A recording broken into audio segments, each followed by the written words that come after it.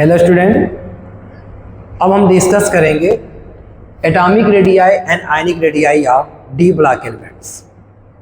इसके पीछे लेक्चर में हम लोगों ने डी ब्लॉक एलिमेंट्स के इंट्रोडक्शन को देखा, इलेक्ट्रॉनिक कॉन्फ़िगरेशन को देखा और अब हम डिस्कस करेंगे atomic radii and ionic radii. देखिए एटॉमिक रेडियाई क्या होता है, हम बोलते हैं कि अगर मान लीजिए ये हमारा कोई एटम है और ये उस एटम का न्यूक्लियस है, ठीक है, ये एटम है, ये एटम का न्यूक्लियस है, आइए इसके आउटर मोस्ट शेल का इलेक्ट्रॉन है। तो न्यूक्लियस और आउटर मोस्ट शेल के इलेक्ट्रॉन के बीच का जो डिस्टेंस होता है इसी को हम लोग क्या बुलाते हैं, एटॉमिक रेडियाई बुलाते हैं। ठीक है, अब ये एटॉमिक रेडियाई किस पर डिपेंड करता है, तो एटॉमिक रेडियाई जो होता है ये डिपेंड करता है स्क्रीनिंग इफेक्ट के डायरेक्टली प्रोपोर्शनल और इफेक्टिव न्यूक्लियर चार्ज के इनवर्सली प्रोपोर्शनल। सर ये क्या है स्क्रीनिंग इफेक्ट? देखिए जैसे ये हमारे पास कोई एटम है, ठीक है, और ये इसके ऑर्बिट्स हैं, ठीक है, ये इलेक्ट्रॉन्स हैं। तो किसी भी एटम के अंदर दो तरह के फोर्स लगते हैं, एक होता है अट्रैक्टिव फोर्स और एक होता है रिपल्सिव फोर्स। अट्रैक्टिव फोर्स किसके द्वारा लगता है, तो न्यूक्लियस और इलेक्ट्रॉन के द्वारा लगता है। ठीक है, न्यूक्लियस क्या करता है, इलेक्ट्रॉन को अपनी तरफ क्या करता है, अट्रैक्ट करता है, क्योंकि इनके ऊपर क्या है, अपोजिट चार्ज है। तो अपोजिट चार्ज एक दूसरे को क्या करते हैं, अट्रैक्ट करते हैं। तो न्यूक्लियस पे कैसा चार्ज है, पॉजिटिव चार्ज, इलेक्ट्रॉन पे कैसा चार्ज है, नेगेटिव चार्ज। ये एक दूसरे को क्या करेंगे, अट्रैक्ट करेंगे। वहीं अगर हम बात करते हैं इलेक्ट्रॉन इलेक्ट्रॉन, तो इलेक्ट्रॉन इलेक्ट्रॉन के बीच में क्या लगता है, रिपल्सिव फोर्स लगता है। इलेक्ट्रॉन इलेक्ट्रॉन के बीच में क्या लगता है, रिपल्सिव फोर्स लगता है। ठीक है, अब ये जो इलेक्ट्रॉन इलेक्ट्रॉन के बीच में जो रिपल्सिव फोर्स लगता है, इसी रिपल्सिव फोर्स को हम लोग बोलते हैं स्कैनिंग इफेक्ट या शील्डिंग इफेक्ट, जिसको सिग्मा से रिप्रेजेंट करते हैं। ठीक है, तो हम कहते हैं कि ये जो अंदर वाले इलेक्ट्रॉन जो होते हैं वो आउटर वाले इलेक्ट्रॉन को जितना रिपेल करेंगे उतना ही ज्यादा शील्डिंग इफेक्ट होगा या उतना ही ज्यादा स्कैनिंग इफेक्ट होगा। तो स्कैनिंग इफेक्ट क्या होता है कि the repulsion offered by inner orbit electron to outer orbit electron, और अंदर के इलेक्ट्रॉन बाहर के इलेक्ट्रॉन को जितना रिपेल करेंगे आउटर इलेक्ट्रॉन उतना ही न्यूक्लियस से क्या होगा, दूर जाएगा और साइज क्या करेगा, इंक्रीज करेगा, मतलब रेडियाई क्या करेगा, इंक्रीज करेगा। अब इफेक्टिव न्यूक्लियर चार्ज क्या होता है, ठीक है, तो इफेक्टिव न्यूक्लियर चार्ज हम बोलते हैं कि इस न्यूक्लियस के द्वारा ये जो आउटर मोस्ट का इलेक्ट्रॉन जो है वो कितना फोर्स ऑफ अट्रैक्शन एक्सपीरियंस कर पा रहा है। ठीक है भाई, न्यूक्लियस इलेक्ट्रॉन को तो अपनी तरफ अट्रैक्ट कर रहा है, लेकिन अंदर वाले इलेक्ट्रॉन जो वह आउटर ऑर्बिट के इलेक्ट्रॉन को क्या कर रहे हैं, रिपेल कर रहे हैं। तो जितना अट्रैक्शन न्यूक्लियस के द्वारा इस आउटर मोस्ट इलेक्ट्रॉन पे लगना चाहिए उतना फोर्स ऑफ अट्रैक्शन नहीं लग पाता, पहले से क्या हो जाता है, कम लग पाता है। ठीक है, तो जितना ये इलेक्ट्रॉन इस न्यूक्लियस के द्वारा अट्रैक्शन को क्या कर पाएगा, एक्सपीरियंस कर पाएगा, ठीक है, हम उसी को हम बोलते हैं इफेक्टिव न्यूक्लियर चार्ज, जिसको जेड स्टार से क्या करते हैं, रिप्रेजेंट करते हैं। इसका मतलब इफेक्टिव न्यूक्लियर चार्ज जितना ज्यादा होगा, न्यूक्लियस का चार्ज जितना ज्यादा होगा, उतना ही वो आउटर मोस्ट इलेक्ट्रॉन को अपनी तरफ क्या करेगा, अट्रैक्ट करेगा, और साइज क्या करेगा, डिक्रीज करेगा। तो इफेक्टिव न्यूक्लियर चार्ज इंक्रीज करने से एटॉमिक रेडियाई क्या करता है, डिक्रीज करता है। ठीक है, अच्छा एक चीज और जानिएगा कि अगर हम बात करते हैं order of screening effect, order of screening effect या शील्डिंग इफेक्ट, ठीक है, तो हम ये कहते हैं एस की स्क्रीनिंग सबसे ज्यादा होती है, पी की उससे कम, डी की उससे कम, और एफ की स्क्रीनिंग क्या होती है, सबसे कम। इवन हम ये कहते हैं डी और एफ ऑर्बिटर के इलेक्ट्रॉनों की स्क्रीनिंग जो होती है वो पुअर होती है।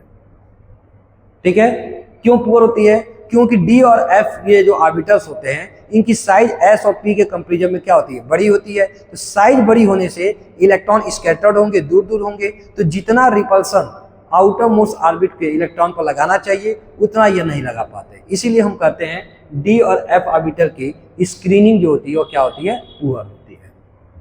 ठीक है, अच्छा एटॉमिक रेडियाई और किस पर डिपेंड करता है, एटॉमिक रेडियाई डिपेंड करता है नंबर ऑफ सेल्स। जैसे जैसे नंबर ऑफ सेल्स बढ़ता जाता है एटॉमिक रेडियाई भी क्या करता जाता है, बढ़ता जाता है। ठीक है, अगर 2 सेल हैं तो साइज 2 सेल के बराबर होगी, एक और सेल बढ़ गया, साइज और बढ़ गई, एक और सेल बढ़ गया, साइज और बढ़ गई, एक और सेल बढ़ गया, साइज और बढ़ गई। तो जैसे जैसे नंबर ऑफ सेल्स बढ़ते जाते हैं एटॉमिक रेडियाई भी क्या करता जाता है, बढ़ता जाता है। अब अगर हम बात करते हैं डी ब्लॉक एलिमेंट्स की, ठीक है, तो अगर हम डी ब्लॉक एलिमेंट्स की बात करते हैं तो डी ब्लॉक के जो एलिमेंट्स होते हैं, अच्छा इसमें एक चीज और देखिएगा, आपको मालूम है कि पीरियाडिक टेबल में, जैसे ये पीरियाडिक टेबल अगर है,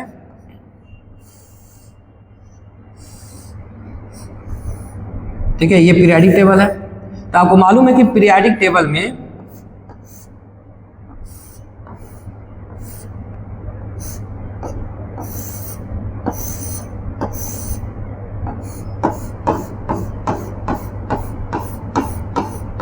ठीक है, आपको मालूम है लेफ्ट हैंड साइड कौन से ब्लॉक के एलिमेंट है, एस ब्लॉक के, right hand side P block के, और डी वाले कहाँ है, बीच में है, ठीक है, तो डी वाले बीच में है और एस लेफ्ट हैंड साइड पे है और पी वाले कहाँ है, राइट हैंड साइड पे है।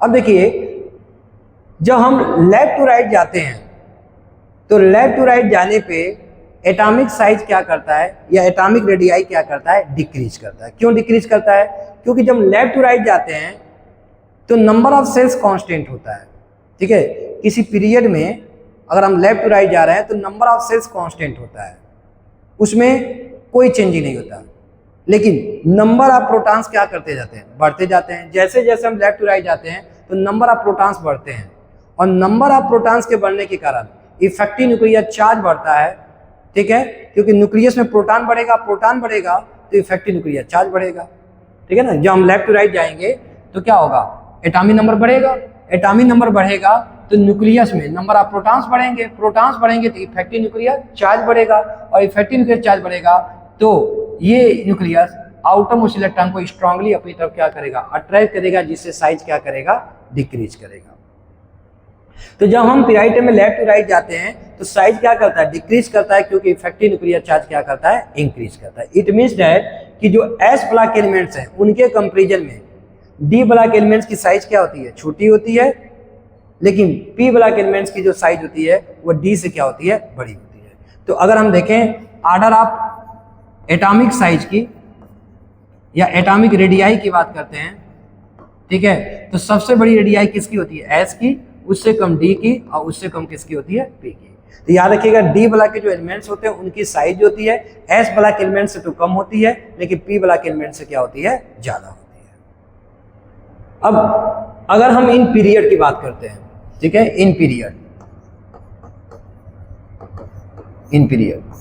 ठीक है, और उसमें हम बात करते हैं 3D सीरीज को लेकर के, 3D सीरीज, ठीक है। तो 3D सीरीज में कौन कौन आता है, scandium, titanium, vanadium, chromium, manganese, iron, cobalt, निकल, कॉपर एंड जिंक, ठीक है। तो हम क्या ऑब्जर्व करते हैं, हम ये ऑब्जर्व करते हैं कि जैसे जैसे हम लोग क्या करते हैं, स्कैंडियम से और आयरन की तरफ जाते हैं, ठीक है, तो यहाँ पे ये देखा जाता है कि जो साइज होता है वह डिक्रीज करता है। डिक्रीज करना भी चाहिए, क्योंकि पीरियड में लेफ्ट टू राइट जाने पे इफेक्टिव न्यूक्लियर चार्ज क्या करता है, इंक्रीज करता है। लेकिन हमने क्या ऑब्जर्व किया कि जब आयरन कोबाल्ट निकल जाते हैं तो यहाँ पर साइज जो होती है वह क्या हो जाता है, कांस्टेंट हो जाता है। साइज क्या हो जाता है, कांस्टेंट हो जाता है, ठीक है, साइज जो होता है वह क्या हो जाता है, कांस्टेंट हो जाता है, ठीक है। और जब हम लोग क्या होता है कि कॉपर से जिंक जाते हैं, ठीक है, कॉपर से जिंक जाते हैं तो फिर साइज क्या कर जाता है, यहाँ पे इंक्रीज कर जाता है। तो यहाँ पे देखिए स्कैंडियम से आयरन गए, साइज डिक्रीज किया, आयरन कोबाल्ट निकल में साइज कांस्टेंट रहा, मतलब ऐसा नहीं कि साइज में चेंज नहीं आया, साइज में चेंज आया, लेकिन जो चेंजिंग था वो बहुत ही नॉर्मल था, कोई इफेक्टिव चेंजिंग नहीं दिखाई दे रहा था। लेकिन जैसे ही हम कॉपर से जिंक गए साइज क्या कर गया, इंक्रीज कर गया। ऐसा क्यों हुआ, देखिए ऐसा इसलिए हुआ कि जब हम स्कैंडियम से आयरन गए तो यहाँ पे क्या हुआ, इफेक्टिव न्यूक्लियर चार्ज क्या किया, बढ़ा, और स्कैनिंग इफेक्ट क्या कर गया, घट गया। क्यों, क्योंकि देखो ये न्यूक्लियस है, ठीक है, और ये मान लीजिए कि ये 3D है और ये क्या है, फोरियस है, ये 3D है, ये फोरियस है, ठीक है। तो यहाँ पे एटॉमिक नंबर क्या है, 21, 22। तो जैसे ही हम जा रहे हैं, फोरियस में कितने इलेक्ट्रॉन, स्कैंडियम के 2, स्कैंडियम में कितने इलेक्ट्रॉन है, 3D में 1 है और 4s में कितना है 2 है। यहाँ पे 3D2 4s2, 3D3 4s2 और यहाँ पे क्या था 3D5 4s1, 3D5 4s2, 3D6 4s2, 3D7 4s2, 3D8 4s2, 3D10 4s1, 3D10 4s2। ठीक है, तो अब क्या देख रहे हो कि जब हम स्कैंडियम में है तो 4s में 2 इलेक्ट्रॉन है और 3D में जब हम इलेक्ट्रॉन दे रहे हैं तो यहाँ पर भी 1 प्रोटॉन बढ़ रहा है। भाई 1 इलेक्ट्रॉन बढ़ेगा तो 1 प्रोटॉन भी बढ़ेगा। लेकिन अभी हमने कहा कि जो डी ऑर्बिटल्स होते हैं उनकी शील्डिंग क्या होती है, पुअर होती है। तो शील्डिंग पुअर होने के कारण ये 3D वाले इलेक्ट्रॉन 4s को उतना ज्यादा रिपल्सन नहीं दिखा पाते हैं, जिससे क्या होता है कि अट्रैक्शन क्या कर जाता है, बढ़ जाता है। अट्रैक्शन क्या कर जाता है, न्यूक्लियस के थ्रू बढ़ जाता है, जिससे साइज क्या होने लगती है, डिक्रीज कर रही है। फिर 1 इलेक्ट्रॉन बढ़ा, फिर 1 प्रोटॉन बढ़ गया। ठीक है, अब यहाँ पर देखिए आयरन कोबाल्ट निकिल के केस में क्या हुआ। देखिए आयरन कोबाल्ट के निकिल के केस में क्या हुआ कि अगर हम देखें तो यहाँ पर क्या होता है कि इफेक्टिव न्यूक्लियर चार्ज होता है वो स्क्रीनिंग इफेक्ट के नियरली इक्वल हो जाता है। मतलब जितना अट्रैक्शन लग रहा है करीब करीब उतना ही क्या लग रहा है, रिपल्सन हो रहा है। ऐसा क्यों हो रहा है, देखिए अगर हम मैग्नीज तक की बात करते हैं, देखिए यहाँ पे ये हो गया 3D और ये हो गया 4s। ठीक है, अगर हम स्कैंडियम को लिखवाएं तो यहाँ 4s में 2 इलेक्ट्रॉन, 3D में 1 इलेक्ट्रॉन, फिर दूसरा इलेक्ट्रॉन, फिर वेनेडियम में क्या हो गया, तीसरा इलेक्ट्रॉन, और क्रोमियम में क्या हुआ, 1 इलेक्ट्रॉन यहाँ हुआ, 1 इलेक्ट्रॉन यहाँ का जंप कर गया और इसमें 1 ही इलेक्ट्रॉन है। और मैग्नीज के केस में फिर 4s में 1 इलेक्ट्रॉन आ गया। ठीक है, अब क्या हुआ, जैसे ही हम आयरन गए तो यहाँ पे 1 इलेक्ट्रॉन बढ़ गया। तो जब 1 इलेक्ट्रॉन बढ़ा तो यहाँ पे इलेक्ट्रॉनों की पेयर हुई थी, इलेक्ट्रॉन के बीच में क्या हुआ, रिपल्सन बढ़ा। रिपल्सन होने से इलेक्ट्रॉन एक दूसरे से थोड़ा दूर जाने की कोशिश की, तो जो साइज घटनी चाहिए थी वो साइज थोड़ी सी क्या कर गई, बढ़ गई। ठीक है, ऐसे ही अगर हम कोबाल्ट में जाते तो फिर 1 इलेक्ट्रॉन बढ़ा। ठीक है, निकिल में गया फिर 1 इलेक्ट्रॉन बढ़ गया। और जैसे ही मैंने कॉपर में गया तो कॉपर में जब मैंने गया तो यहाँ पे कॉपर के केस में क्या हुआ कि यहाँ से 1 इलेक्ट्रॉन और जंप कर गया। ठीक है, और यहाँ पर सारे इलेक्ट्रॉन जो हो गए, ठीक है, ये पेयर में हो गए और रिपल्सन क्या कर दिए, स्टार्ट कर दिए। और ठीक है, जिंक में जाने पे रिपल्सन बहुत तेजी से बढ़ा, जिसके कारण क्या होगा कि स्किनिंग इफेक्ट बढ़ गया और इफेक्टिव न्यूक्लियर चार्ज के कंपैरिजन में। ठीक है, तो यहाँ पर skinning effect effective nuclear charge से क्या है, ज्यादा है। तो अगर आपसे कोई पूछता है कि स्कैंडियम से आयरन जाने पे इफेक्ट साइज डिक्रीज क्यों किया, क्योंकि इफेक्टिव न्यूक्लियर चार्ज बढ़ा। आयरन कोबाल्ट निकिल के केस में effective nuclear charge skinning effect के इक्वल है, और कॉपर से जिंक जाने पे स्किनिंग इफेक्ट क्या हुआ, इफेक्टिव न्यूक्लियर चार्ज से क्या कर गया, बढ़ गया। ठीक है, तो ये आपका रीजन हुआ इन पीरियड में। अब अगर हम बात करते हैं ग्रुप में, ठीक है, इन ग्रुप बात करते हैं अगर हम, ठीक है, तो अगर ग्रुप में अगर हम देखें तो मान लीजिए कि ये आपका हो गया 3D सीरीज, ये हो गया 4D, ठीक है, ये हो गया 5D और ये हो गया 6D। 3D में थर्ड ग्रुप से स्टार्ट होता है स्कैंडियम, इटर्बियम, लैंथनम, एक्टिनियम। ठीक है, फिर फोर्थ में क्या आता है, टाइटेनियम, जर्कोनियम, ठीक है, हाफनियम, रदरफोर्डियम। ठीक है, और ऐसे ही हम आगे बढ़ते जाएं तो लास्ट हमारा ग्रुप क्या है, 12th ग्रुप। यहाँ पे क्या आता है, जिंक, यहाँ पे क्या आता है, कैडमियम, यहाँ पे क्या होता है, मरकरी, और यहाँ पे क्या, पेनिशियम। देखिए हम जानते हैं कि जब हम ग्रुप में, ठीक है, जब हम ग्रुप में क्या होता है कि टॉप टू बॉटम जाते हैं, तो ग्रुप में टॉप टू बॉटम जाने पे एटॉमिक साइज क्या करता है, ग्रुप में टॉप टू बॉटम जाने पे एटॉमिक साइज क्या करता है, इंक्रीज करता है। क्यों इंक्रीज करता है, क्योंकि नंबर ऑफ सेल्स बढ़ जाते हैं, क्योंकि नंबर ऑफ सेल्स क्या कर जाते हैं, बढ़ जाते हैं। देखिए थर्ड से फोर्थ गया, 1 सेल बढ़ा, फोर्थ से फिफ्थ गया, फिर सेल बढ़ा, फिर सेल बढ़ा। ठीक है, ये 3D का मतलब क्या हो गया, ये कौन सा पीरियड हो गया, 4th period, 5th period, 6th period, 7th period, ये पीरियड है। ठीक है, तो इसका मतलब इसके अंदर जितने भी एलिमेंट्स होंगे सबके अंदर नंबर ऑफ सेल्स कितने होंगे, 4, इसमें 5, इसमें 6 और इसमें 7। तो जैसे जैसे टॉप टू बॉटम जा रहे हैं तो नंबर ऑफ सेल्स बढ़ रहा है, और नंबर ऑफ सेल्स बढ़ने से साइज क्या कर रहा है, बढ़ रहा है। ये चीज ग्रुप नंबर 3 में दिखाई दे रहा है। लेकिन वहीं अगर मैं क्या करता हूं कि ग्रुप नंबर 4 से लेकर के, ठीक है, ग्रुप नंबर 4 से लेकर के 12 तक में जाता हूं, तो यहां पर कुछ अलग हमको दिखाई देता है। क्या, कि जब हम 3D से 4D गए तो यहाँ पर देखिए साइज क्या किया, इंक्रीज किया। ठीक है, मतलब यहाँ पे ऐसे कह सकते हैं कि 3D से 4D गए तो साइज क्या किया, इंक्रीज किया। लेकिन जैसे ही 4D से 5D गए साइज क्या हो गया, कांस्टेंट हो गया। और 5D से 6D गए तो फिर साइज क्या हो गया, कांस्टेंट हो गया। क्वेश्चन है ऐसा क्यों हो रहा है? 3D से 4D गए तो साइज क्या किया, इंक्रीज किया। तो साइज इंक्रीज किया क्यों? क्योंकि नंबर ऑफ सेल्स क्या किया, नंबर ऑफ सेल्स इंक्रीज किया। ठीक है, नंबर ऑफ सेल्स क्या कर गया, इंक्रीज किया। तो सेम चीज तो यहाँ पर भी हो रहा है, जब 4D से 5D जा रहे हैं तभी भी तो नंबर ऑफ सेल्स क्या कर रहा है, इंक्रीज कर रहा है। तो प्रॉब्लम क्या आ रहा है? तो प्रॉब्लम ये आ रहा है कि जब लेंथनम से हाफियम जाते हैं तो यहाँ पर 14 एलिमेंट्स जो कि 4F सीरीज वाले हैं, लेंथेनॉइड्स हैं, उनकी एंट्री होती है। ठीक है, तो जैसे मान लीजिए कि न्यूक्लियस है। ठीक है, इसके पहले कौन आ गया, 4F, और फिर इसके बाद कौन है, 5D, और फिर इसके बाद क्या है, 6S। ठीक है, तो अब अंदर वाले जो इलेक्ट्रॉन वो किसके हो गए, 4F के हो गए, 14 वाले।